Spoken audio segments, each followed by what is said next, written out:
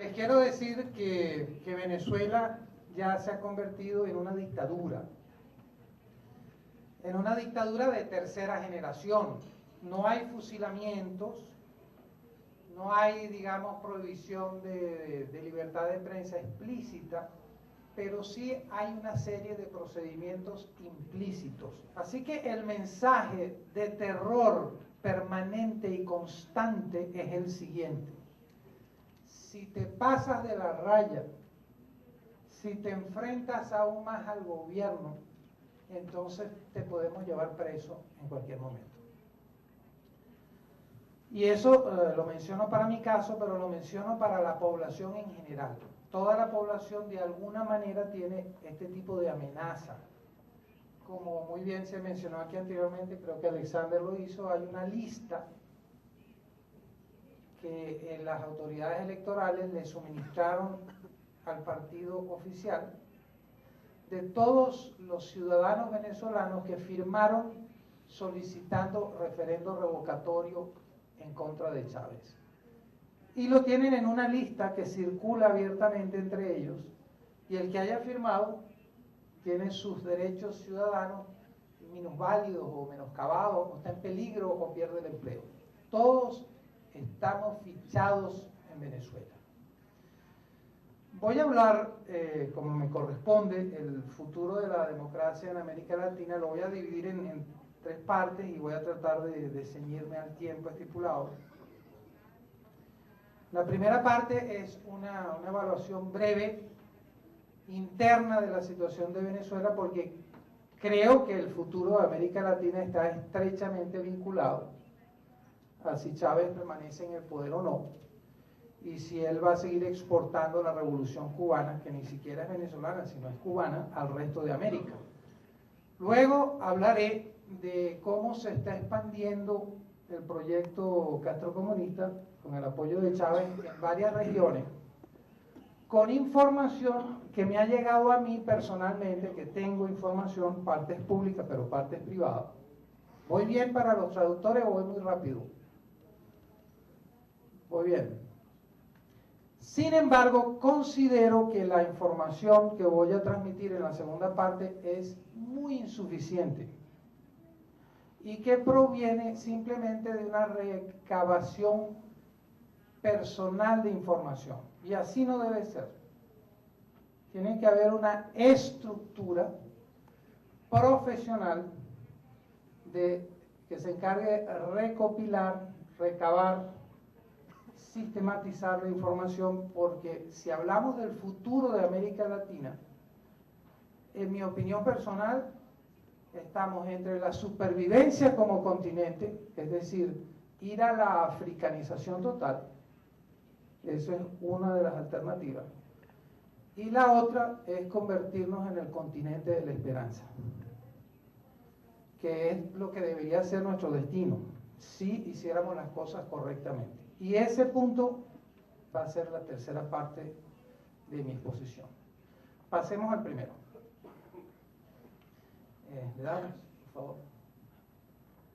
A ver, el modelo de Chávez es importante. Si bien voy a hablar de Venezuela, por favor tengan en cuenta esto para Bolivia, porque Bolivia va a repetir el modelo venezolano o el modelo cubano en Venezuela, pero simplemente lo hará más rápido. Por un lado está la subordinación a Fidel Castro y una invasión cubana. Eso fue lo primero que hizo Chávez. De hecho, cuando yo fui candidato a la presidencia y vine aquí al Brasil, recuerdo, dije que Chávez no era autónomo, sino que él era un hombre, un títere al servicio de Fidel Castro. Ahora ya no tanto, porque ha desarrollado sus propias capacidades y ha aprendido, pero es hombre al servicio de la ideología castrocomunista, y le ha abierto las puertas a no menos de 20.000 cubanos en el área de deportes, en el área de la educación, en el área de la medicina, que realmente son agentes de propaganda y de espionaje y de supervisión e incluso de represión. Esto ya está empezando a ocurrir en Bolivia. El segundo punto, muy importante fue la conformación, la creación, la promoción de una asamblea constituyente. ¿Por qué? Esto está sucediendo en Bolivia también. ¿Pero por qué? ¿Por qué la asamblea constituyente? Porque se requería una nueva constitución. Bueno, sí, pero no es lo más importante. Al crear una nueva constitución, los poderes anteriores quedan caducos. Es decir, al cambiar el Senado o el Congreso por asamblea, al cambiar el tribunal que antes se llamaba, ya se me olvida, digamos, la Corte Suprema Electoral le cambia el nombre, se pone ahora tribunal, ¿verdad? Y al cambiar el poder electoral y ponerle otro nombre, en vez de Consejo Supremo Electoral, el Consejo Nacional Electoral, al cambiar los nombres, entonces hay que sustituir a las personas que habían sido legítimamente electas con anterioridad a que Chávez llegara al poder, ¿sí? Chávez necesitaba un Congreso propio, un Tribunal Supremo de Justicia propio, un poder electoral propio, un poder judicial completo, todo propio, ¿verdad? Y entonces se hace la Asamblea Constituyente, se crea una nueva Constitución, y cuando todavía el régimen tiene popularidad, porque la tenía, ahora ya no la tiene, pero cuando tenía popularidad, se vota a esa nueva Constitución y necesariamente hay que cambiar a las autoridades y poner unas autoridades totalmente controladas por el chavismo, por la nueva Constitución. Por eso la Asamblea Constituyente.